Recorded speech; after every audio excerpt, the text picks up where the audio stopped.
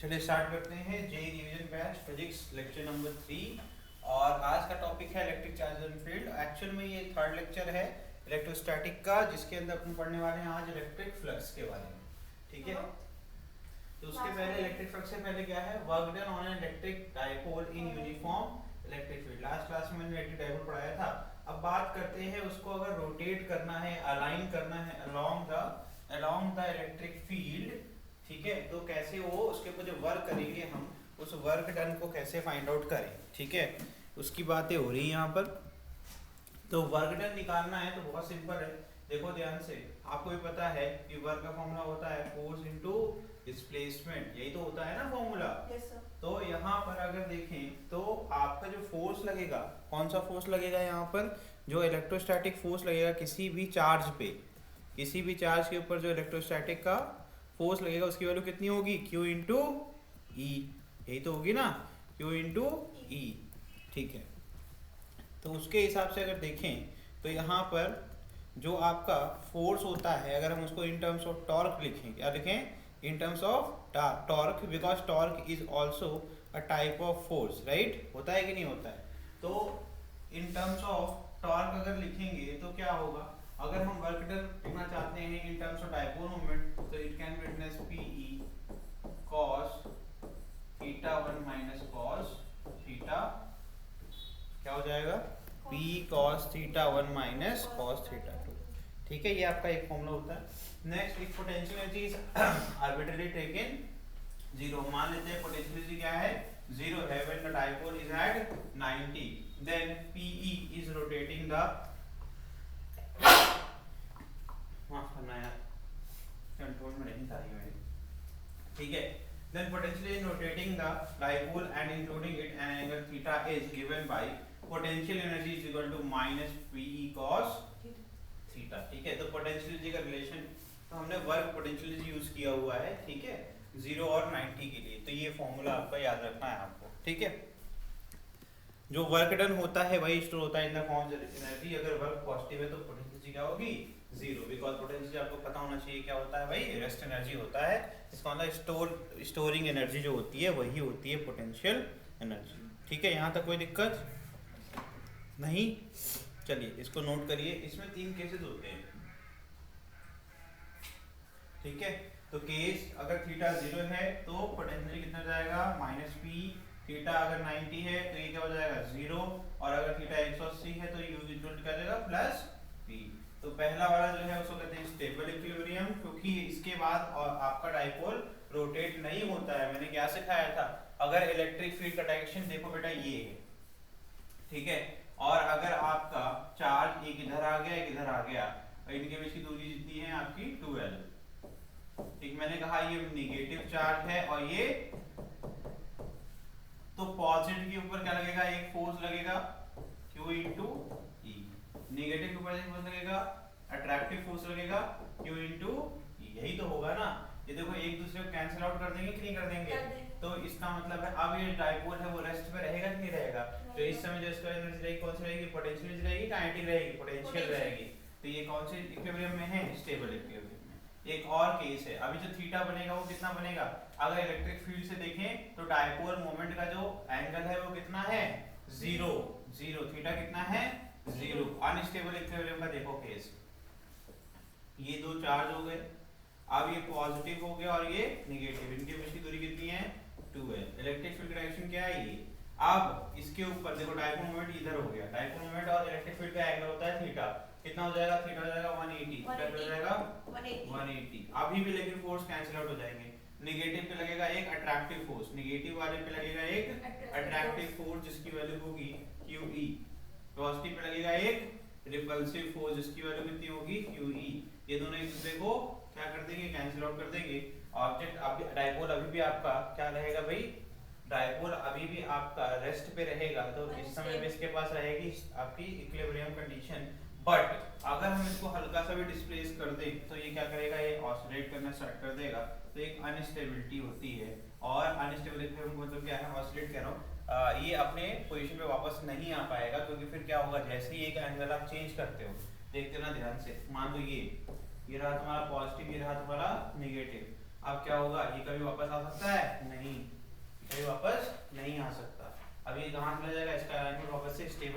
तरफ भागेगा। Stable equilibrium पे जाकर के ये क्या हो जाएगा, रुक जाएगा। समझ में आया? वो वाला क्या कहते हैं जो ऊपर वाला है फर्स्ट केस, वो वापस आ सकता है। आप करके देखो, आप कभी डिस्प्लेस करके देखो, आ जाएगा।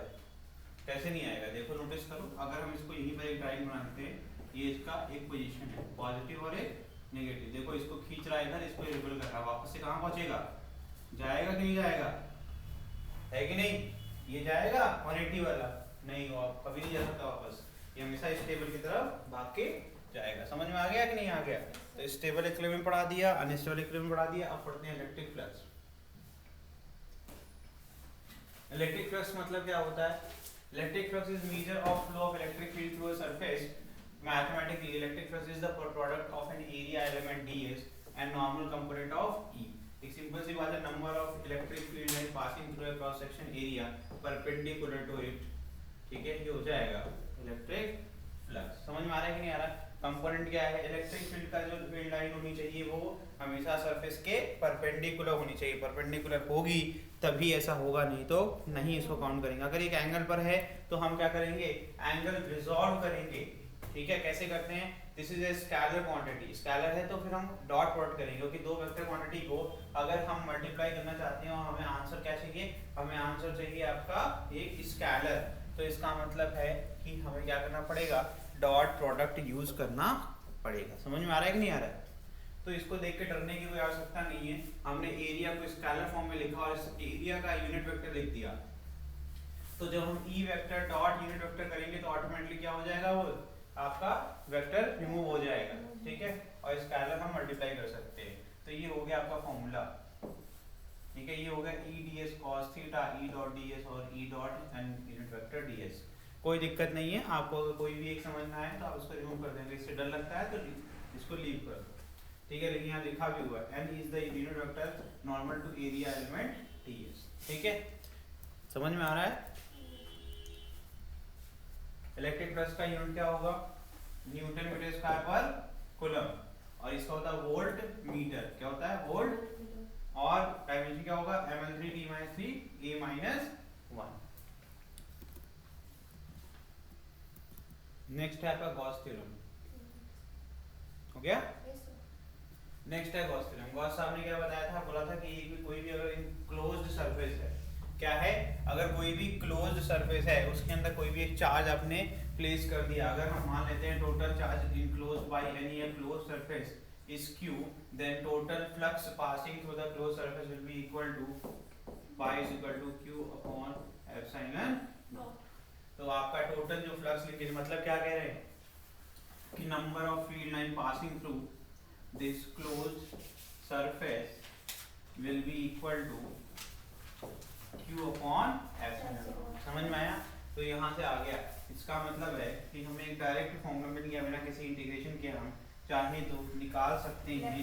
फ्लक्स इज इक्वल टू होता है integral of E dot D s, ठीक है, इज इक्वल टू क्या, अब नया फॉर्मूला क्या कहता है, क्यू अपॉन एप्सिलॉन नॉट। इसकी मदद से जो हमने इतने बड़े बड़े डेरिवेशन किए हैं अब वो हमें नहीं करने पड़ते हैं और सारे डेरिवेशन छोटे फॉर्म में हो जाते हैं। कैसे, हमें क्यू अपॉन एप्सिलॉन से फ्लक्स पता रहता है और डी एस हमेशा पता रहता है, हम इलेक्ट्रिक फील्ड को निकाल सकते हैं। क्या निकाल सकते हैं, इलेक्ट्रिक फील्ड। तो जो कूलम्स लॉ की मदद से हम इतने बड़े बड़े डेरिवेशन करते थे इलेक्ट्रिक फील्ड का, गॉस के आने के बाद, गॉस के थ्योरम के पता होने के बाद हम वो सब कभी नहीं करते, क्योंकि हमारे पास सिंपल फॉर्मूला है। हम बस क्या ढूंढते हैं, हम ढूंढते हैं क्लोज सरफेस और उसको बाद में कहने लगते हैं गॉसियन सरफेस, और अगर नहीं है तो इमेजिनरी गॉसियन सरफेस हम खुद बना लेते हैं। तो गॉसियन सरफेस कैसा होता है इमेजिनरी, हमेशा स्फेरिकल होता है या क्यूबॉइड हो सकता है, क्यूब हो सकता है। समझ में आ रहा है कि नहीं आ रहा है? कोई भी ऐसा जो कि आपका एक 3D क्लोज सरफेस हर तरफ से पैक्ड है उसे कहते हैं गॉसियन सरफेस, ठीक है। इट कैन बी इमेजिनरी, आप इमेजिनरी ले सकते हैं।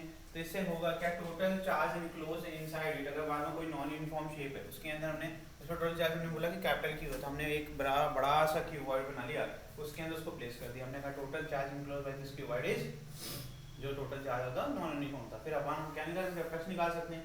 अब हमें क्या निकालना, इलेक्ट्रिक फील्ड, इलेक्ट्रिक फील्ड इससे निकाल देंगे, है ना।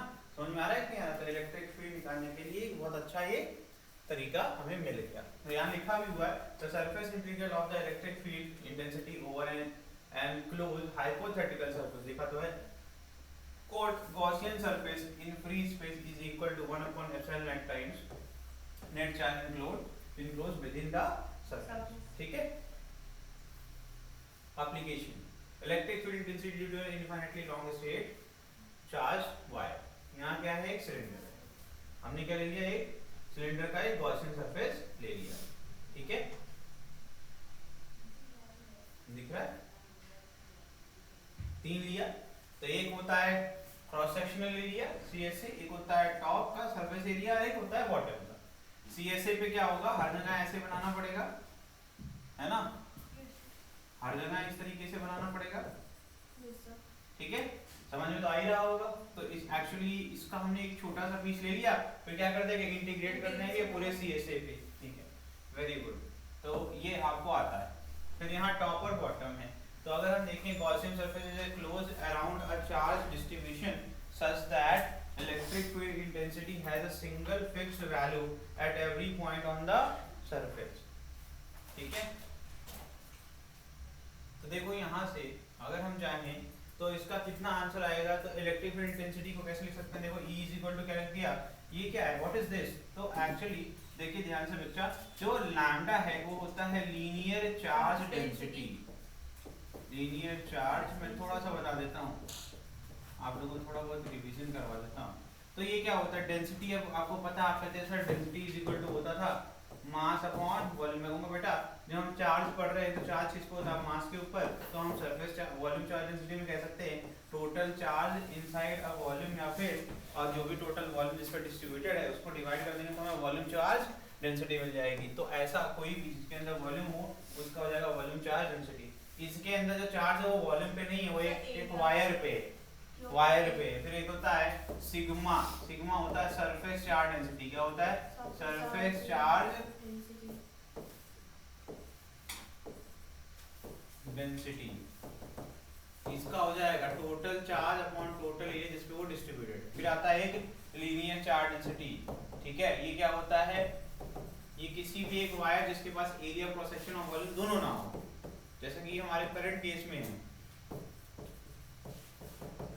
ये हो जाएगा total charge upon total length of the wire. ठीक है, अब मेरी बात सुनना ध्यान से. तो हमने कहा कि यार हमने लेंथ L ले लिया. डेंसिटी क्या होती है बेटा? वो कांस्टेंट होती है. यूनिफॉर्मली डिस्ट्रीब्यूटेड चार्ज के ऊपर इनफिनिट लेंथ है. तो क्या होगा? हमने कहा हम एक टुकड़े के लिए सॉल्व कर लेंगे, बाद में इंटीग्रेट कर लेंगे, क्या करना है. तो यहाँ पर एक नोटिस करना, तो यहाँ पर जो डेंसिटी आ जाएगा, अगर चार्ज निकालना है, टोटल चार्ज निकालना है dq, तो क्या आ जाएगा भाई बताइए? लैम्डा इंटू L आएगा कि नहीं आएगा? आएगा ना, लैम्डा इंटू L आएगा. तो total charge enclose in this cylindrical Gaussian surface will B कितना आ जाएगा? लैम्डा L आएगा कि नहीं आएगा? Lambda L. ठीक है, अपॉन क्या हो जाएगा? Epsilon not. ठीक है, अब एक काम करिए, इसको डिवाइड कर दीजिए, है ना, किससे? तो E डॉट ds से, और उसको इंटीग्रेट कर दीजिए. तो आपको क्या मिल जाएगा? मिल जाएगा lambda upon 2 pi epsilon not. ठीक है, ये हो गया इसका सिंपल सा छोटा सा डेरिवेशन. चलो देखो भाई, बहुत बोलते हैं.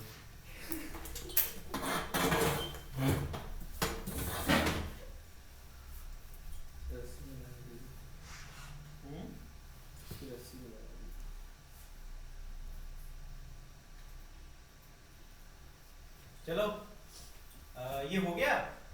देखिए जिसको अभी भी नहीं आया उसके लिए मैं एक बार कर देता हूँ. कौन बोल रहा है? क्या बोल रहा है? हाँ बेटा, सर आप प्लीज़ परेशान ना हो तो मैं ऑनलाइन कर लूँगी क्लास.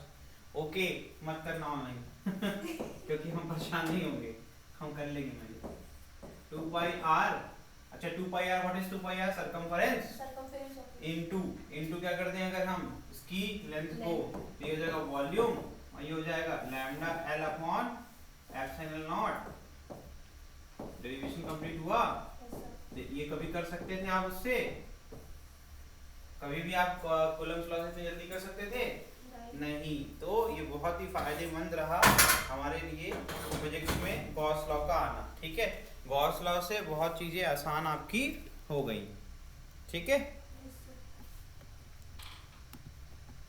चलिए भाई नेक्स्ट पढ़ते हैं, टाइम वेस्ट हो रहा है ना. चलिए देखिए बच्चे,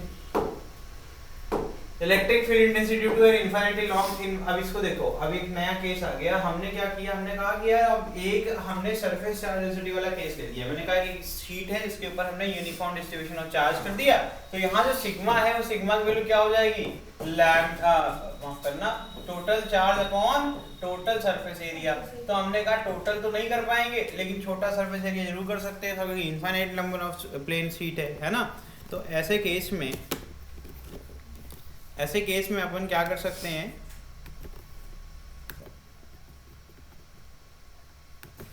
चलो देखो ये बहुत आसान है। इसमें क्या है, देखो इनफिनिटली चार्ज में अपन फिर से वही वाला कंसेप्ट लगाएंगे, गॉस वाला।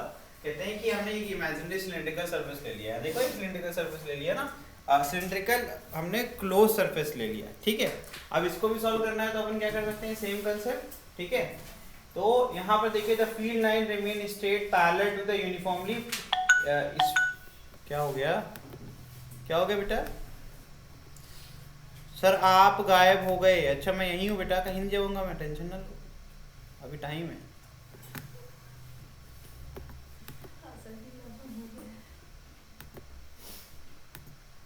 ठीक है, कोई नहीं हो जाएगा, सबसे चल रहा है, चंगा है।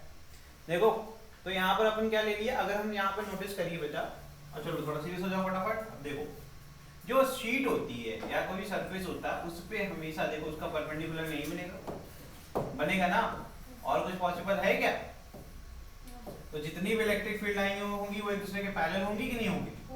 तो हमने क्या कर लिया, हमने एक सिलिंड्रिकल ले लिया। हमने कहा था ना क्लोज्ड होना चाहिए सर, गॉस लॉ का सबसे बड़ा नियम क्या है कि क्लोज सरफेस ही होना चाहिए। तो मैंने एक सिलेंडर ले लिया, ठीक है, जो कि इससे पार होके निकल रहा है, ठीक। इसके अंदर जितने भी चार्ज होंगे हम वो चार्ज ले लेंगे। तो आसान है निकालना। एरिया क्या हो जाएगा, अरे सर एरिया तो सर्कल ही आएगा ना, बीच में एक रिंग बना लो, है ना। वहां पे जो चार्ज होंगे 2πr² में, माफ करना, πr² के अंदर जो है आप मल्टीप्लाई कर लेना टोटल चार्ज, है ना। तो यहाँ पर आपको मिल जाएगा। इलेक्ट्रिक फील्ड निकालनी है तो अपन वो कर लेंगे। तो मैंने कहा कि यार इसकी देखो यहाँ पर इसके दो सरफेस हैं, एक यहाँ और एक पीछे, यस सर, ठीक है। और एक आपका अगर है कुछ तो क्रॉस सेक्शनल एरिया है। क्या है? क्रॉस सेक्शनल एरिया है। तो इलेक्ट्रिक फील्ड निकालना है तो क्या आ जाएगा बताओ, सिग्मा अपॉन 2 एप्सिलॉन नॉट। इसको वेरीफाई कर लीजिए एक राउंड आप, ठीक है।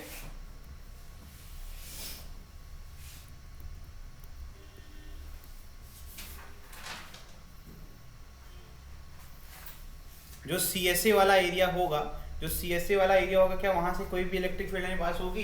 एक सेकंड के लिए आंसर बताइए फटाफट।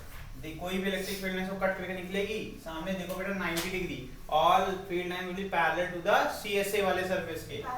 तो पैरेलल होगा तो इसका मतलब उसका एरिया वेक्टर हमेशा कितना हो जाएगा, थीटा हो जाएगा 90। और फॉर्मूला क्या होता है, EDS cos थीटा। cos 90 क्या होता है, 0।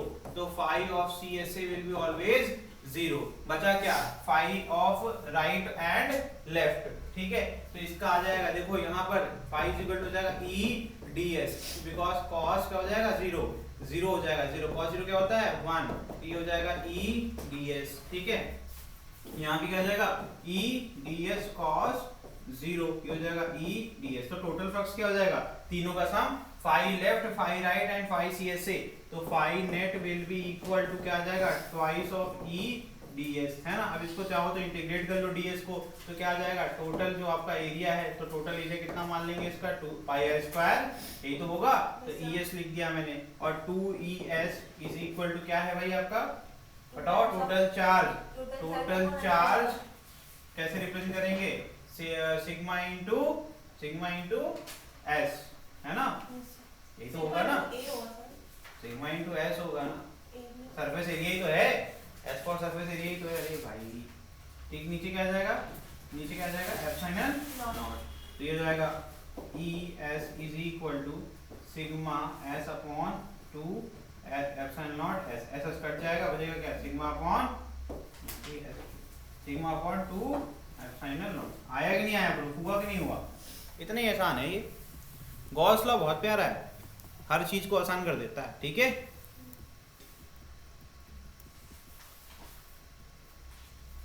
आगे बढ़ जाएं। अब इसको याद कर लीजिएगा। शेल के लिए भी, शेल क्या होती है भाई, हॉलो होती है, अंदर से स्फीयर है ना। इसके लिए तो और आसान हो गया। टोटल चार्ज इनक्लोज क्या हो जाएगा, देखो इसमें तो कुछ भी नहीं करना है ना। तो ये क्या हो जाएगा, CSA ऑफ स्फीयर क्या होता है 4 पाई r स्क्वायर है इज इक्वल टू क्या हो जाएगा आपका यहाँ पर q अपॉन एप्सिलॉन नॉट। तो ये E इज इक्वल टू क्या आ गया q अपॉन 4 पाई एप्सिलॉन नॉट r स्क्वायर। देखो कितना आसान था ये, एक सेकंड में हो गया कि नहीं हो गया। बिकॉज इलेक्ट्रिक फील्ड जो निकलेगी सेंटर से वो हमेशा रेडियल रहेगी, रेडियल रहेगी तो गॉसियन सरफेस के हमेशा क्या हो जाएगी एरिया वेक्टर के पैरेलल हो जाएगी, यानी कि थीटा क्या हो जाएगा 0। क्या हो जाएगा थीटा 0। ठीक है बेटा, ऐसे पढ़ा जाता है।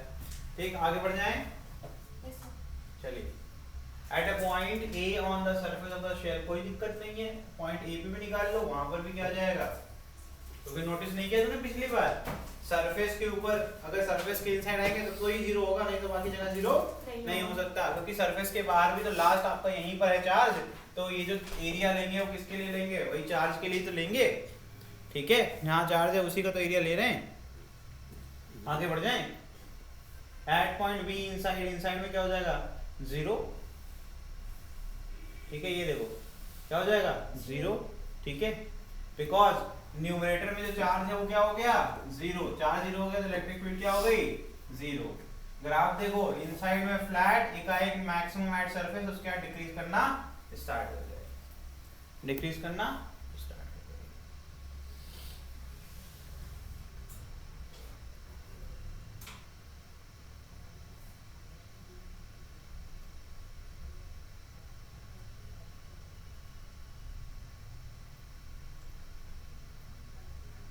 अब कर लेते हैं गॉस लॉ के ऊपर क्वेश्चन। ठीक है बेटा, ये हो गया गॉस लॉ के ऊपर कुछ क्वेश्चन कर लेते हैं।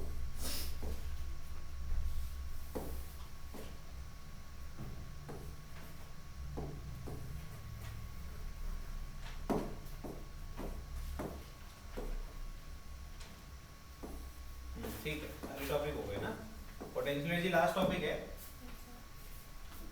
ठीक है, चलिए क्वेश्चंस करते हैं इसके ऊपर फटाफट। क्वेश्चन करके दिखाइए फटाफट। पहला क्वेश्चन क्या कह रहा है, देखो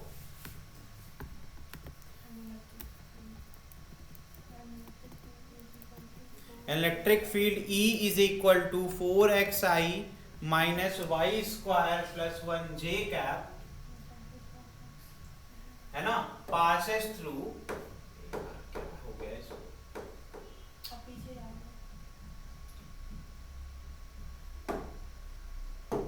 ठीक है, passes through box shown in figure, the flux of the electric field through surface ABCD and BCGF are marked as phi1 and phi11 respectively.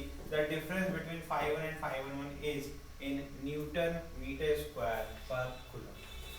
देखो ये सब्जेक्टिव वाला क्वेश्चन है, कितना आसान क्वेश्चन है। ठीक है, आपसे बोला गया, आपको दिया गया है the flux of electric field through ABCD। ABCD कहाँ है टॉप पे, और आपका दिया हुआ है BCGF। BCGF कहाँ है, ये है ना, दो रीजन हो गए, एक रीजन ये हो गया और एक रीजन ये हो गया। इन दोनों का फ्लक्स निकालो, फिर डिफरेंस करो और आंसर निकालो। ये क्वेश्चन कह रहा है आपसे, क्वेश्चन आसान है। सबसे पहले जो आपका इलेक्ट्रिक फील्ड है, जो आपका इलेक्ट्रिक फील्ड है, पहले देखो कि क्या उसका कोई कंपोनेंट z एक्सिस में होगा या नहीं होगा। रिजल्टेंट कभी उसका z एक्सिस में हो सकता है, इम्पॉसिबल। कैसे पता, आंख बंद कर लूंगा मैं तब भी पता है मुझे। I और J मतलब कि x और y एक्सिस में, रिजल्टेंट कहाँ लाई करेगा, x और y प्लेन में, x y प्लेन में। क्या बोलूंगा मैं, x y प्लेन में। अगर भैया मैं बोलता हूँ कि कोई भी, ये देखो ये हो गया y एक्सिस, ये हो गया x एक्सिस, अगर मेरा कोई भी पॉइंट यहाँ लाई कर, इलेक्ट्रिक फील्ड लाई करता है यहाँ मान लो, ठीक है, माइनस दिया हुआ है j कैप, तो वो एक्चुअल में यहाँ लाई करेगा, कहीं इधर लाई करेगा, है ना, जहां पर x i कैप हो जाएगा और माइनस y j कैप रहेगा। अच्छा मुझे ये बताओ, z एक्सिस इसके पैरेलल होगा, तो ये जो वेक्टर है ये हमेशा इसके परपेंडिकुलर रहेगा कि नहीं रहेगा z एक्सिस के। अरे चाहे तुम नेगेटिव z पे जाओ चाहे पॉजिटिव, ये हमेशा कितना रहेगा 90। फ्रैक्शन सेकंड क्वेश्चन सॉल्व किया जाता है बेटा, तो phi1 क्या होगा हमेशा 0। खत्म करो, टाइम क्यों वेस्ट करना है, क्योंकि there will be no electric field line passing perpendicular passing through parallel to the area vector of ABCD। ABCD के सर कभी भी कोई भी आपका कंपोनेंट मिलेगा ही नहीं, क्योंकि यहाँ का इसका एरिया वेक्टर ये बना दो, एरिया वेक्टर बना दो इसका area vector A unit cap, ठीक है, और आपका इलेक्ट्रिक फील्ड लाइन हमेशा किसी भी डायरेक्शन में हो सकता है सर। आप ऐसे बना दो, आपको अगर ऐसा लगता है कि नहीं सर आप गलत बना लो क्योंकि आई कैप जे कैप है, तो ठीक है मैंने एकदम परफेक्ट बना दिया। ये लो भाई, है ना, आई जे के बीच में है। आप कहेंगे सर ये भी परफेक्ट नहीं है, अगर आपने इसको पॉजिटिव मान लिया, इसको निगेटिव मान लिया, तो रिजल्टेंट इधर नहीं होगा सर। सर पीछे की तरफ डालो, है ना, पीछे की तरफ करो, क्योंकि पीछे की तरफ आपका निगेटिव जे आ जाएगा, आएगा ना। फिर ये भी सही नहीं लग रहा, नहीं सर ये भी नहीं बच रहा हमको तो प्लस में चाहिए और माइनस में, लो परफेक्ट बना दिया।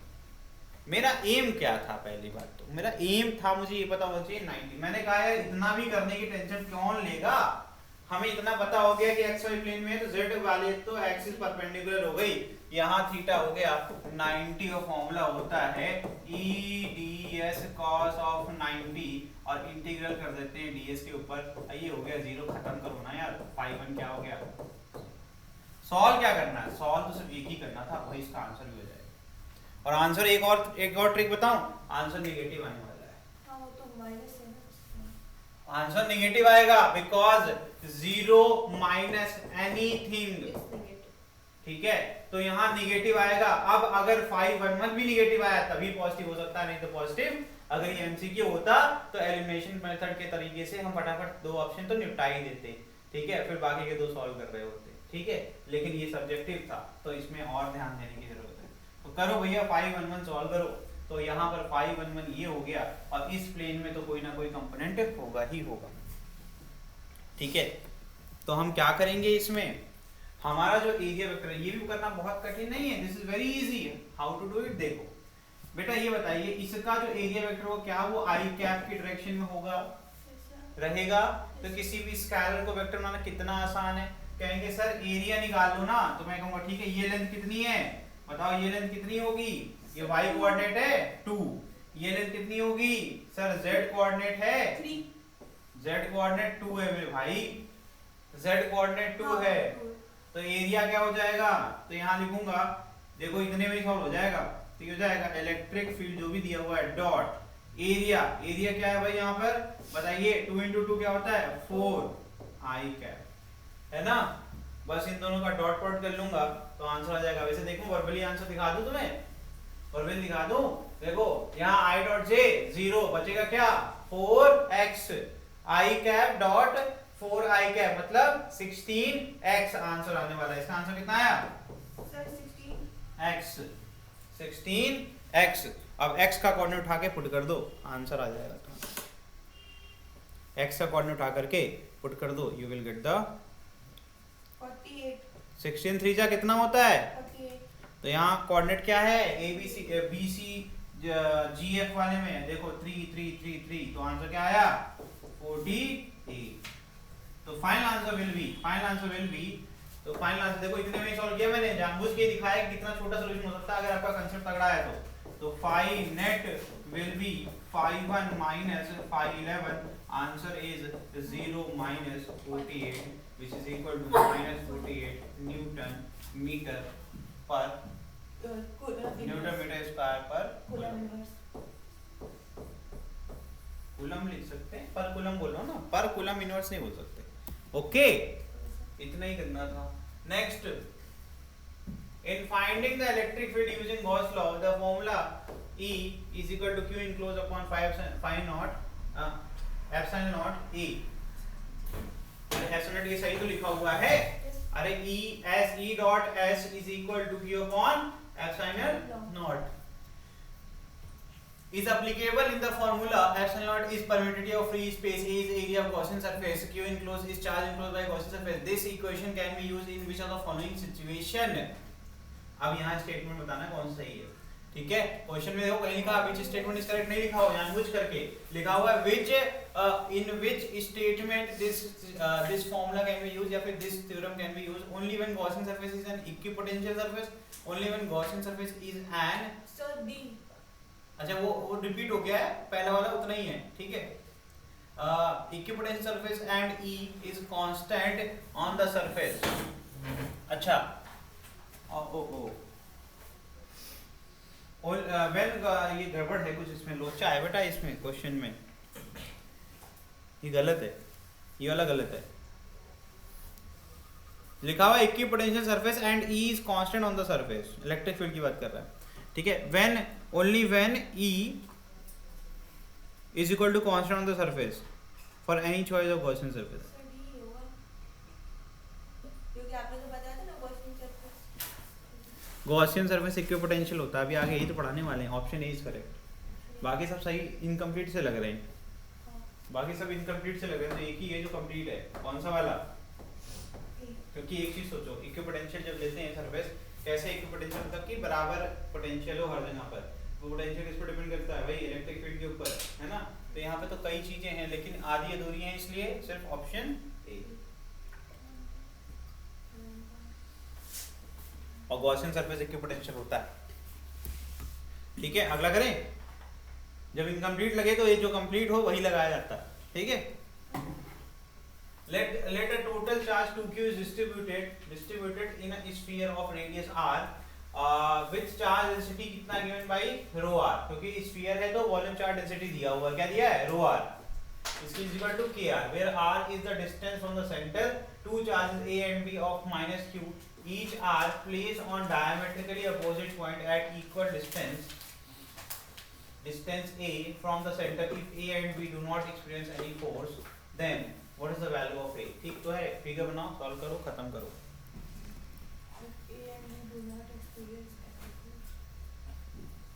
हो जाएगा क्वेश्चन, वैसे ही करेंगे जैसे गॉस थ्योरम से करते हैं। तो एक स्फीयर है,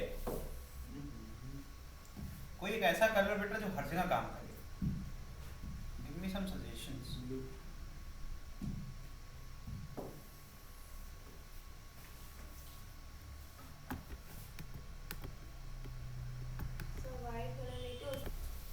क्या है क्वेश्चन, देखो जरा। एक स्फीयर दिया हुआ है, ठीक है, जिसके ऊपर टोटल चार्ज कितना है? 2q। हमने कहा एक डायमीटर बनाओ जो कि सेंटर से ही पास होने वाली लाइन होती है, उस पर सेंटर से a दूरी पर एक माइनस q इधर और एक इधर माइनस q, ठीक है। ठीक है, दोनों की दूरी सेंटर से कितनी है? o से कितनी दूरी है? ये भी a हो गई और ये भी a हो गई, ठीक है। अब a की वैल्यू निकालनी है, क्या करना है? a की वैल्यू निकालनी है, ठीक है। कैसे निकालेंगे a की वैल्यू, बताइए। सबसे पहले क्या करेंगे? e के क्यू अपॉन आर स्क्वायर, माफ करना, e dot ds 4 pi r square is equal to 1 by epsilon naught is equal to q upon 2 enclosed, यही तो होगा ना भैया, ठीक है।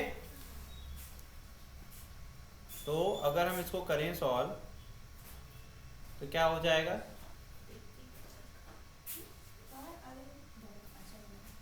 ठीक है,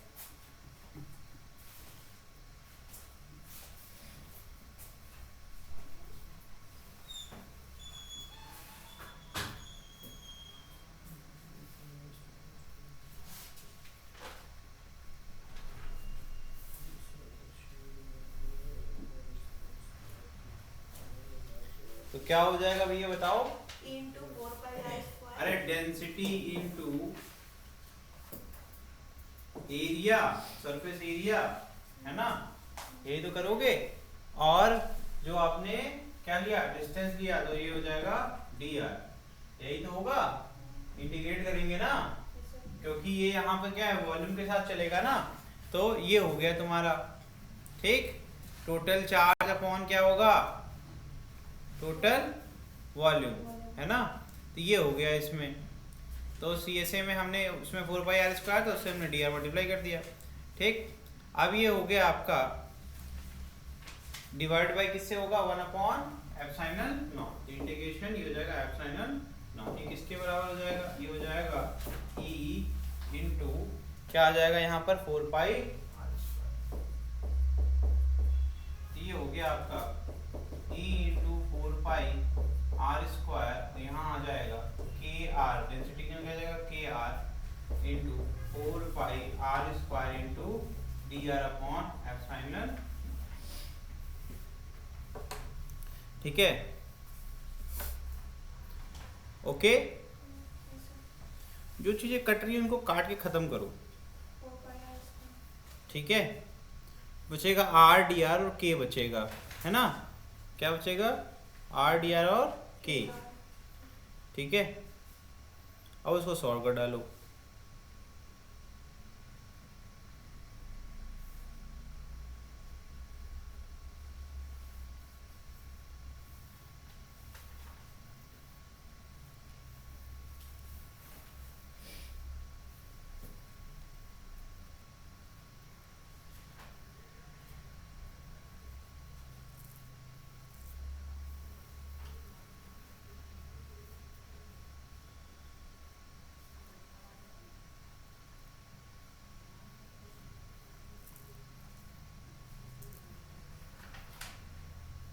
लिमिट क्या पुट होगा? 0 से r तक पुट करोगे।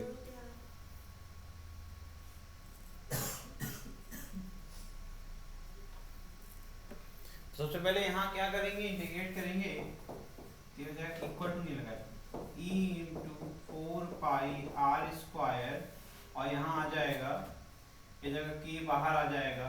ठीक है, k बाहर आ जाएगा, 4 पाई बाहर आ जाएगा, इसलिए देखो 4 पाई k अपॉन एप्सिलॉन बाहर ले लो, अंदर बचेगा r क्यूब dr, तो बन जाएगा r की पावर 4 अपॉन 4। ठीक है, अब जो काटना है काट दो, 4 पाई आर स्क्वायर काटना है, काट दो 4 पाई, और यहाँ बचेगा आर स्क्वायर, यही तो बचेगा ना।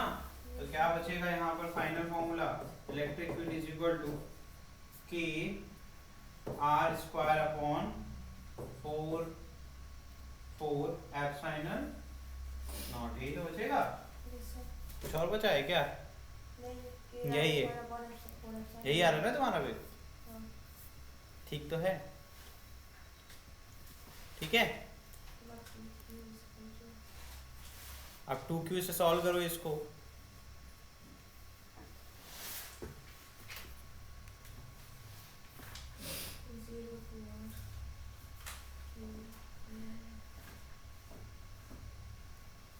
अब क्या करेंगे? डेंसिटी वाला जो फॉर्मूला है, क्या होता है डेंसिटी का formula? Density is equal to total charge upon total volume, हो जाएगा 4 pi R square d R. ठीक है, अगर हम 2q के लिए कर रहे हैं तो क्या हो जाएगा? यही same to same electric field निकल गई। रुक जाओ जरा एक second. Once you get the electric field, थोड़ा साइड चाहिए रुकिए। देखो, तो अगर हम टोटल चार्ज की बात करें, total charge is equal to क्या हो जाएगा? 2 रो की जगह हो जाएगा के आर, और ये कहां से कहां तक? 0 से r तक डिस्ट्रीब्यूटेड है ना, और फिर जाएगा 4 pi R square, 4 pi R square dr, है ना। अब इसको कर लो। अब जिसको अभी भी समझ नहीं आ रहा बेटा, ये शेल नहीं है, इसलिए dr ले रहे हैं, पोजीशन को वैरी करा रहे हैं 0 से रेडियस तक। This is not a hollow sphere, ये आपका कोई हॉलो स्फीयर नहीं है, तो रेडियस आपका 0 से लेकर के r तक वैरी करेगा। ठीक है, तो इसीलिए हर जगह लिमिट में जो हम वॉल्यूम लिख रहे हैं तो उसमें dr लिख रहे हैं, है ना। किसी भी एक पॉइंट की बात कर रहे हैं। तो यहाँ से q की वैल्यू कितनी आ जाएगी? सॉल्व करने के बाद आपको q की वैल्यू मिल जाएगी, ये हो जाएगा 0 से r, के बाहर निकाल लो, 4 पाई भी बाहर निकाल लो। ठीक है, और r की पावर 3, है ना, r की पावर 3 अपॉन कुछ नहीं, है ना, r की पावर 3 अपॉन कुछ नहीं dr। ठीक, ये आ जाएगा 4k pi r to the power 4 की जगह कैपिटल r लिख दे सीधे, क्यों?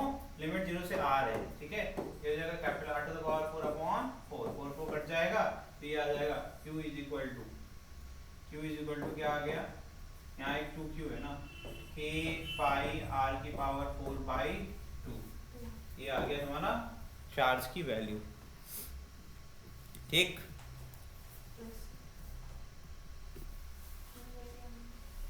तो अगर हम चाहें तो k की वैल्यू पुट कर सकते हैं इलेक्ट्रिक फील्ड वाले इक्वेशन में। ये हो गया इक्वेशन नंबर 2, और लास्ट हमने निकाला था इक्वेशन नंबर 1। k की वैल्यू निकाल लो इन टर्म्स ऑफ q, तो k इज इक्वल टू हो जाएगा 2q upon pi r to the power 4, उठा करके पुट कर दो इन इक्वेशन 1 इक्वेशन में कैसा निकलेगा इलेक्ट्रिक फील्ड का, electric field is equal to क्या आया था,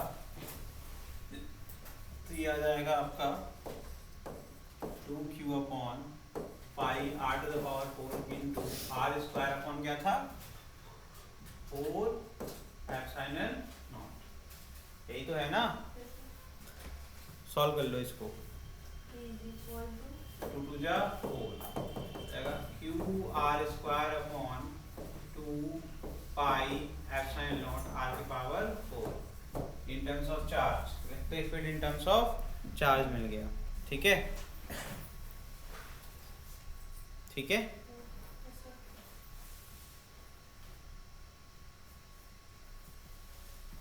हमें ए चाहिए, हमें क्या चाहिए ए। अब यहाँ पे वेरी करवा लो, ठीक है, और आंसर निकाल लो।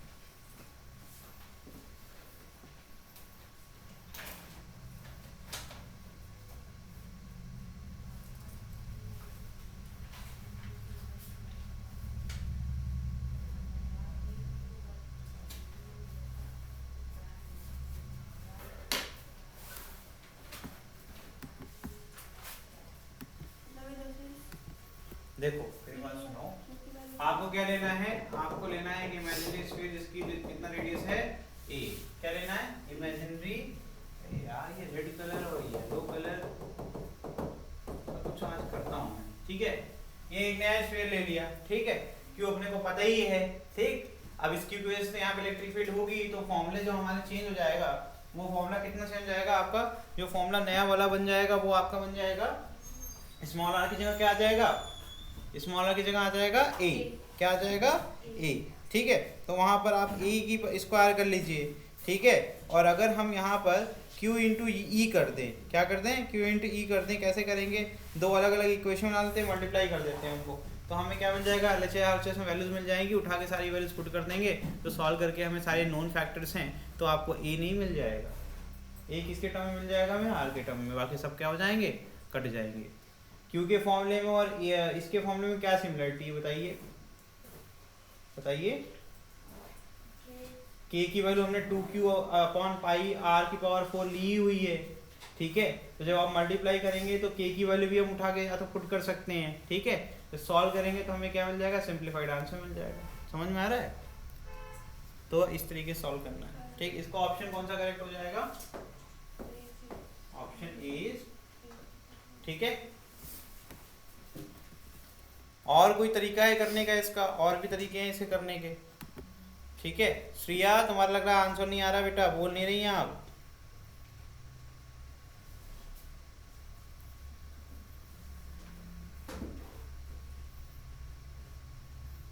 क्या हो गया, चलो चल ठीक है मैं कर रहा हूँ, परेशान हो, ठीक है।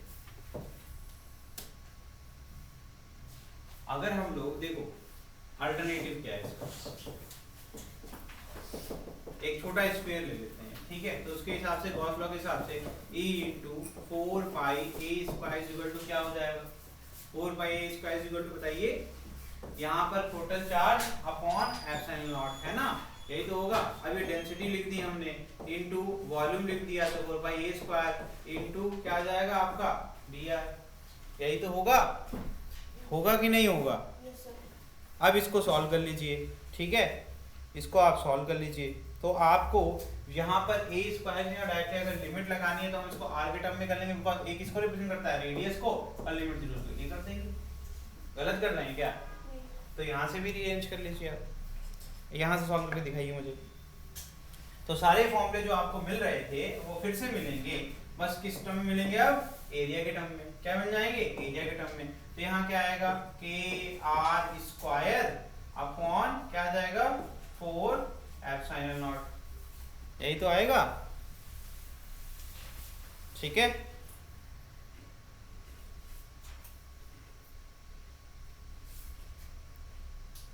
अब अगर हम 2q निकालना चाहते हैं तो फिर से 2q के लिए अभी हमने निकाला था सब कुछ, हम बस अब इसमें टर्म में करने वाले हैं r के टर्म में, ठीक है।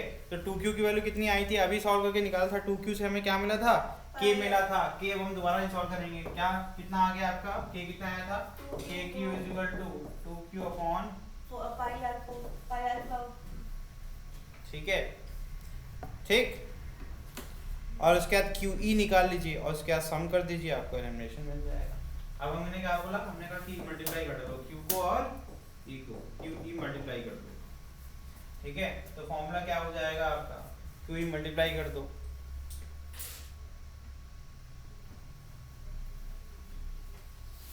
हो जाएगा 1/4 पाई एप्सिलॉन नॉट, ठीक है। ऊपर आ जाएगा q into q upon, two ऊपर था इसमें तो क्या होगा, डिवीजन में क्या जाएगा, 4 था, डिवीजन में 4 था तो वो हट जाएगा, अब का 2a का होल स्क्वायर जाएगा, 2a का, ठीक है, ठीक। और फाइनल क्या कर दीजिए, जो आपके लास्ट के दो आए, ठीक है, इसको और इसको सम कर दो, आपको आंसर मिल जाएगा।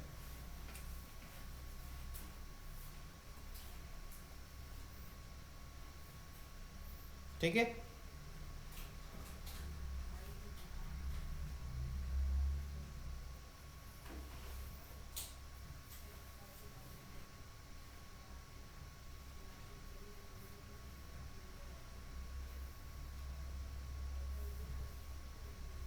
चलिए आगे बढ़ जाए, बहुत टाइम दे दिया इसको।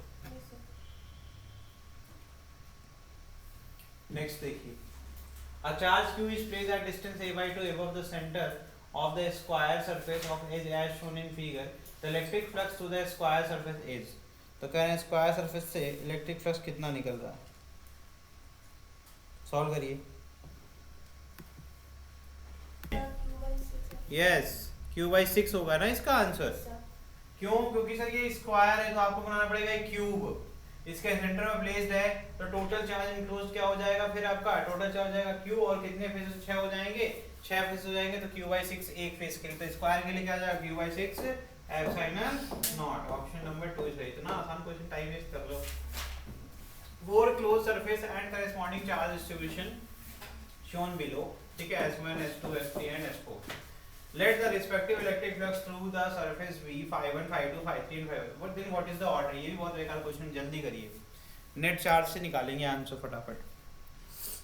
तो net charge on S1 will be 2q, तो हो जाएगा 2q अपॉन एप्सिलॉन नॉट, ठीक है, वर्बली कर रहे हैं फटाफट। phi1 क्या हो जाएगा, 2q अपॉन एप्सिलॉन नॉट। दूसरे वाले में देखो, एक प्लस को एक माइनस को कैंसिल आउट हो जाएगा, बचेगा क्या, 2q अपॉन एप्सिलॉन नॉट। तीसरे वाले में क्या है, आउटसाइड 5 को दिया है कंफ्यूज करने के लिए, 2q अपॉन एप्सिलॉन नॉट, है ना। यहाँ क्या है, q प्लस q, ये हो जाएगा 2q अपॉन एप्सिलॉन नॉट, ठीक है। फिर नीचे है क्या, उसके बाद क्या, 5/4 में क्या है, वो भी 2q अपॉन एप्सिलॉन नॉट, ठीक है। तो विच ऑप्शन इज करेक्ट, 1 2 3, जैसे ही वैसे देखा जाए, इधर देखो मेरी तरफ, इतना मैं करता ही नहीं। देखो जब मैंने देखा ऑप्शंस में, इसमें भी इनइक्वालिटी है, इसमें भी इनइक्वालिटी है, इसमें इनइक्वालिटी है, तो जब मैंने देखा दो इक्वल हो गए, तो पता है ये दोनों एलिमिनेशन मेथड से खत्म, ठीक। फिर क्या चेक करना था, phi2 phi3 और phi3 कोई एक, phi3 phi4 या फिर phi1 phi2। जैसे मुझे पता 5/1 5/2 इक्वल है, वैसे ये भी एलिमिनेट हो गया और आंसर पूरा निकल गया। तो इस स्पीड में करना है तो एलिमिनेशन मेथड बहुत काम आता है, ठीक है। बात सही है कि तुम चेक कर सकते हो, तुम्हारे कैपेबिलिटी है, तुम चारों चेक कर सकते हो, लेकिन जब इतना आसान ऑप्शन दिया है तो हम क्यों इतना टाइम वेस्ट करें, ठीक है। The region between the concentric, देखो याद रखो एग्जामिनेशन हॉल में, जेई में जैसे एग्जामिनेशन हॉल में जिसने समय की कीमत समझ ली और समय बचा लिया, उसके पास हमेशा एक्स्ट्रा नंबर रहेंगे। क्योंकि अगर आप ये सोच रहे हो कि नहीं मेरे को पूरा एकदम करना ही करना है, जबकि तुम्हें आता है, तुम ऑलरेडी नॉलेज इतनी तुम्हारे पास है, फिर भी टाइम वेस्ट करना है, तो तुम बेवकूफ हो। अगर तुम कोई चीज 10 सेकंड में कर सकते हो, उसको तुम 1 मिनट में करते हो, तुम बेवकूफ हो, क्योंकि तुमने 50 सेकंड बचाए नहीं। वो 50 सेकंड बहुत काम के हैं। तो हर क्वेश्चन में आप जितना सेकंड्स बचा सको, जितने सेकंड बचा सको, उतने मिनट मिल जाएंगे आखिरी में, और उतने मिनट मिल जाएंगे जो डिफिकल्ट क्वेश्चन है, जो आगे टॉपर बनने का जो जर्नी है वही शुरू होती है, जो टाइम मैनेजमेंट जानता है। टॉपर लोग का टाइम नहीं होता, कभी खट खट खट लगाते हैं, खट खट खट, और टाइम वेस्ट नहीं करते अपना। तो आपको अगर टॉपर की तरफ सोचना भी है, तो आपको टॉपर की तरफ सोचना नहीं, बनना पड़ेगा। कैसे बनेंगे भाई, time management is the key. Accuracy automatic आएगी, जब टाइम के साथ चलोगे तो अपना ध्यान फोकस ऑटोमेटिक बढ़ जाएगा, जब ध्यान बढ़ जाएगा, फोकस बढ़ जाएगा, तो एक्यूरेसी भी बढ़ जाएगी। ये सब कुछ लिंक्ड है एक दूसरे चीजों से, ठीक है। The region between two concentric sphere radius a and b concentric मतलब सेम सेंटर, ठीक है, हैविंग वॉल्यूम चार्ज डेंसिटी क्या है, ρ = a/r, where a is the constant and r is the distance from the center. At the center of the sphere is a point charge q. The value of a such that electric field in the region between the sphere will be constant. यहाँ पे क्या electric field क्या हो, constant हो जाए. आपको क्या बताना है, ए की वैल्यू बतानी है. क्या बतानी है, ए की वैल्यू. कैसे करेंगे, फिर से गॉस लॉ. भाई गॉस लॉ का क्वेश्चन है तो गॉस लॉ यूज करेंगे. सिर्फ अब आपका एक टॉपिक रह गया है इलेक्ट्रिक पोटेंशियल, बाकी सब खत्म हो गया है. ठीक है, ये आखिरी क्वेश्चन है गॉस का, जल्दी करिए. तो फिर से फाई इनक्लोज का फॉर्मूला है, तो phi enclose will be equal to क्या जाएगा, E dot D s is equal to q upon epsilon naught. यही एक फॉर्मूला पढ़ा है, यही फॉर्मूला है. ठीक,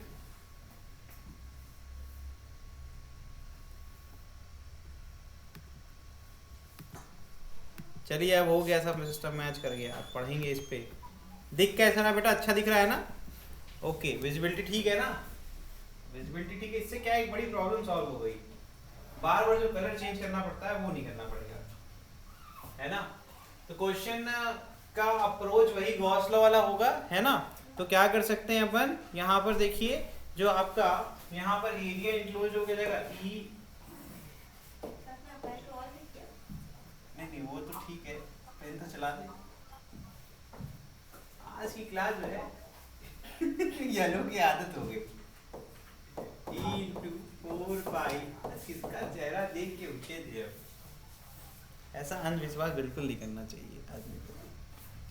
ठीक है, अगर टोटल ये ले लेंगे बच्चे तो यहाँ पर, चलो माफ करना थोड़ा डिस्टर्बेंस किया मैंने. अब देखो फटाफट पढ़ते. तो यहाँ पर एक चीज समझिए, अगर आप टोटल चार्ज लेंगे तो एक चार्ज कितना है आपका, क्या कह रहे हैं भैया, हम मान लेते हैं क्यू चार्ज है. कितना है ये देखो लिखा भी है, क्या है, एट सेंटर कितना चार्ज है, क्यू चार्ज है. अब यहाँ पर देखना जैसे मैं करने क्या जा रहा हूँ, मैं लिखने जा रहा हूँ 2 पाई ए आर स्क्वायर. ठीक है, अब फिर मैं लिखूंगा 2 pi A small A square. अब ये मैंने क्या किया पता है, मैंने कहा बेटा ये बताओ, जब भी कोई एक चार्ज होता है, मान लो पॉजिटिव चार्ज है, तो वो अगर किसी की सरफेस पे लगेगा तो उससे क्या होगा, यहाँ पर वो नेगेटिव चार्ज इंड्यूस कर देगा, और फिर एक पॉजिटिव चार्ज आउटसाइड इंड्यूस हो जाएगा, क्योंकि न्यूट्रल था. समझ में आ रहा है कि नहीं आ रहा है. तो मतलब यहाँ पर इनसाइड एंड आउटसाइड हो जाएगा कि नहीं जाएगा. तो टोटल चार्ज इंक्लूड जो करेंगे तो यहाँ पर दो चार्ज आएंगे कि नहीं आएंगे, कौन कौन से चार्ज आएंगे. एक तो आ जाएगा 2 पाई. अब तुम्हें ये समझ में आ रहा है ये हो क्या रहा है, वो रिंग हो गया सरकमफेरेंस इनटू, अब आपकी डेंसिटी मैंने कर दिया है ना. क्या हो रहा है यहाँ पर, डेंसिटी. तो यहाँ पर ऑलरेडी डेंसिटी दिया ए इंटू आर. क्या दिया हुआ है, ए इंटू आर. तो ये क्या हो जाएगा 2 pi R into A R. क्या हो जाएगा भाई, ये बन जाएगा 2 pi A R square plus 2 pi A small A square upon epsilon. क्या हो जाएगा ये, एप्सिलॉन. ठीक है,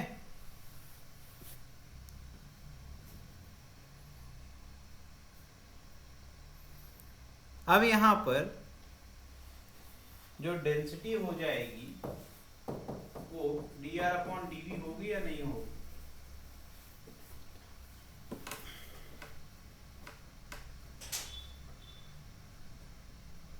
ठीक है,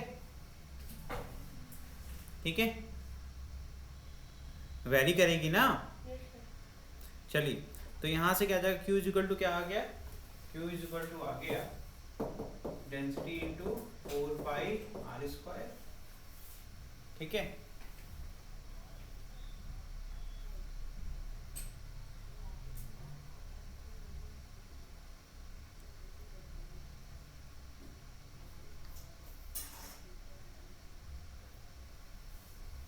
अब यहाँ से क्या निकल जाएगा, तो क्या निकालेंगे, Q निकालेंगे.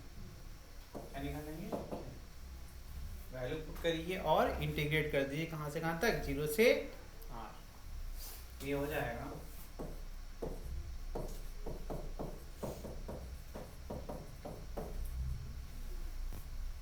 dr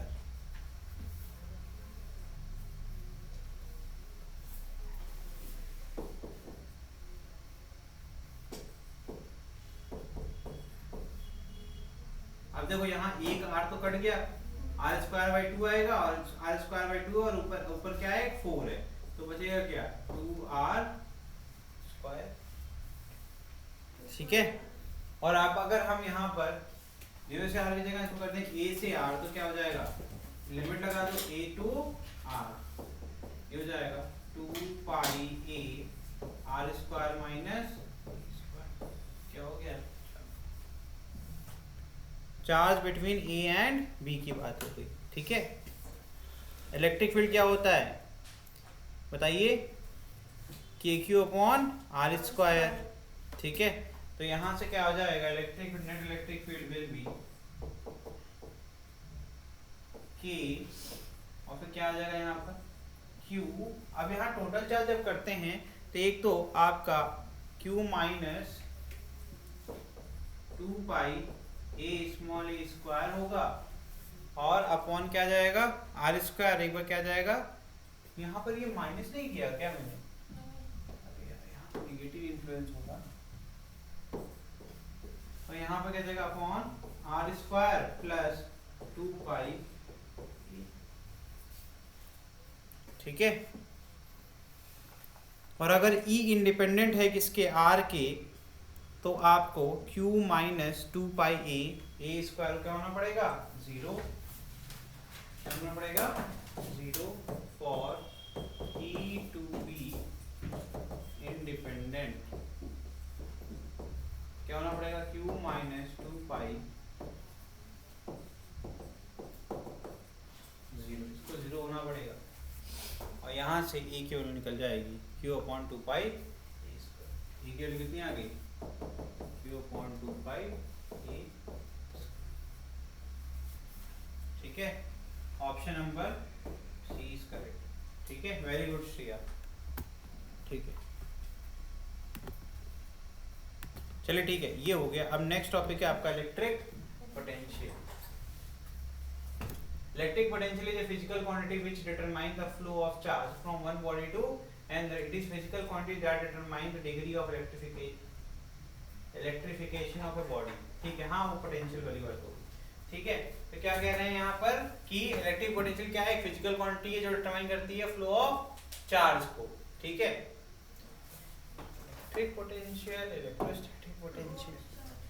हाँ, अरे ये गड़बड़ा गए हैं बनाते बनाते। ठीक है, तुम्हारी गलती नहीं है। इलेक्ट्रिक फील्ड वाला जो है डेफिनेशन नहीं लिखा है, इलेक्ट्रिसिटी वाला लिख दिया है। ठीक है, ऊपर वाला ठीक है, वो भी गलत नहीं कह रहे हैं, पोटेंशियल होता तो वही है, लेकिन अब बात करते हैं इन टर्म्स ऑफ इलेक्ट्रोस्टैटिक। तो यहाँ पर देखिए क्या लिखा हुआ, ये वाला ठीक है पैराग्राफ। ठीक है, electric potential at a point in the electric field is defined as the work done in moving a unit positive charge from infinity to that point against the electrostatic force irrespective of the path followed।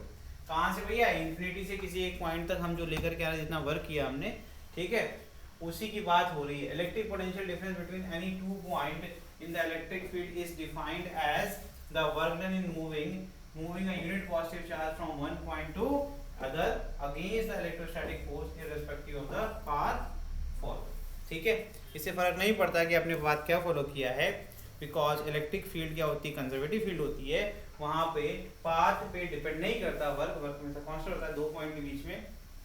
चाहे तुम कोई भी path follow करते हो, वहां पर work हमेशा constant होता है। ये कंजर्वेटिव फील्ड की प्रॉपर्टी होती है। ठीक है, तो ये हो गया आपका electric potential. It is given by work done per unit charge. ठीक है, तो यहाँ पर ये पोटेंशियल डिफरेंस का फॉर्मूला लिखा हुआ है, VB माइनस VA किसी पॉइंट A से पॉइंट B तक। तो VB मतलब जो आपका फाइनल पॉइंट है, जैसे मान लो इलेक्ट्रिक फील्ड के अंदर ये पॉइंट A है, ये पॉइंट B है, पोटेंशियल एट A है और पोटेंशियल एट, ठीक है, समझ में आ रहा है कि नहीं आ रहा है? तो आपका जो हो जाएगा, तो यहाँ पर यूनिट पॉजिटिव चार्ज को इसको डिस्प्लेस किया कहाँ से, A से B की तरफ, A से B की तरफ। ठीक, अब ये what is RA and what is RB। RA and RB क्या है, A और B की पोजीशन। ठीक है, विद रिस्पेक्ट टू एक कॉमन आपका जहाँ से ऑब्जर्वर देखता है रेफरेंस पॉइंट। ठीक है,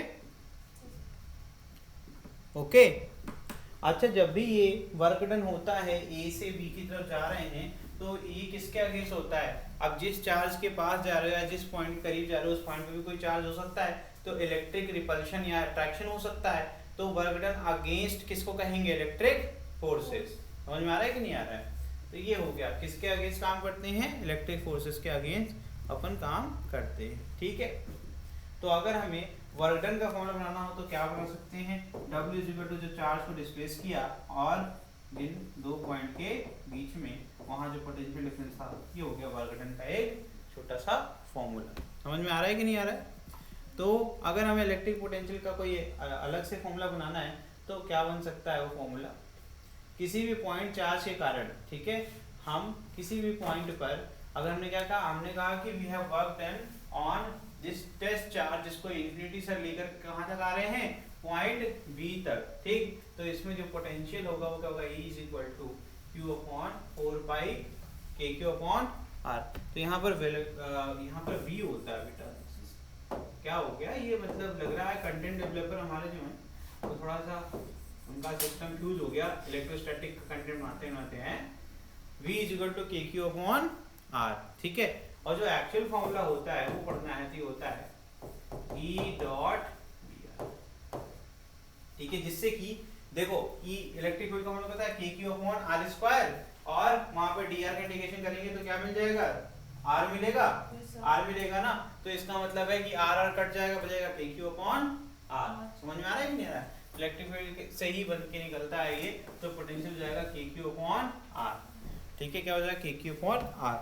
जिसको अभी भी समझ नहीं आ रहा है, जिसके लिए मैं डेराइव एक छोटा सा डेरिवेशन कर देता हूँ, तो हो जाएगा V is equal to infinity से कहाँ तक लेकर के आ रहे हैं? R तक।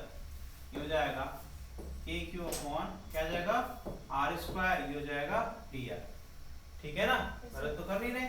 ठीक है, आ जाएगा यहाँ पर देखिए, तो जो constant electric field is constant, उसको बाहर निकाल लीजिए और इंटीग्रेशन किसका कर लीजिए? dr का। तो dr का इंटीग्रेशन करेंगे तो क्या आएगा? इस केस में क्या आएगा? r, और एक R स्क्वायर ऑलरेडी वहां था तो बचेगा 1 अपॉन R। ठीक है, समझ में आ रहा है? जिसको नहीं बच रहा है, जिसको नहीं आ रहा है, तो वो ऐसे कर ले भाई, KQ को बाहर निकाल लो, ये हो जाएगा R की पावर -2 dr इन्फिनिटी से R। क्या हो जाएगा भाई? KQ, ये हो जाएगा R के पावर -1, है ना, और इस पे लिमिट क्या लग जाएगी बताओ? अपॉन -1 कैसे किया? x की पावर n+1 अपॉन n+1। तो ये हो जाएगा बच्चे, लिमिट हो जाएगी इसके ऊपर इन्फिनिटी टू R। ठीक है, तो यहाँ आ जाएगा एक माइनस साइन KQ, और यहाँ आ जाएगा 1 अपॉन R, और लिमिट रहेगी इन्फिनिटी से 1, इन्फिनिटी से R।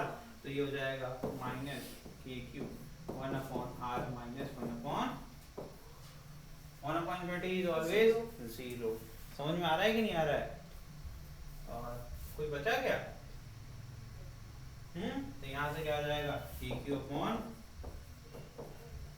क्या जाएगा? KQ अपॉन, ठीक है,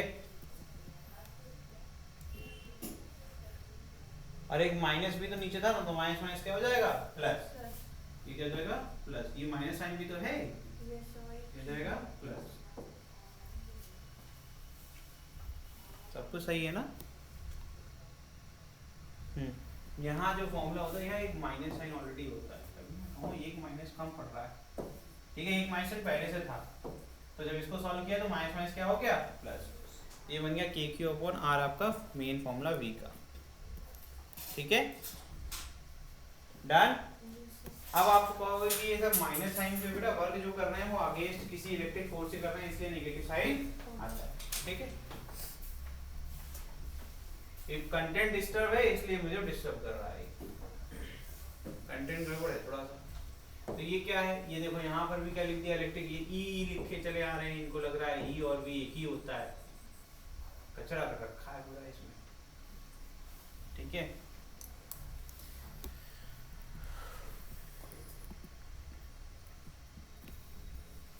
चलो इसको मैं यही रोकूंगा ना। ठीक है, इसको यही रोक देते हैं, और इस टॉपिक के लिए छोटा सा टॉपिक है, थोड़ा सा पढ़ लेंगे अगली क्लास में, और इस चैप्टर को खत्म कर लेंगे और नया चैप्टर स्टार्ट कर देंगे, करंट इलेक्ट्रिसिटी।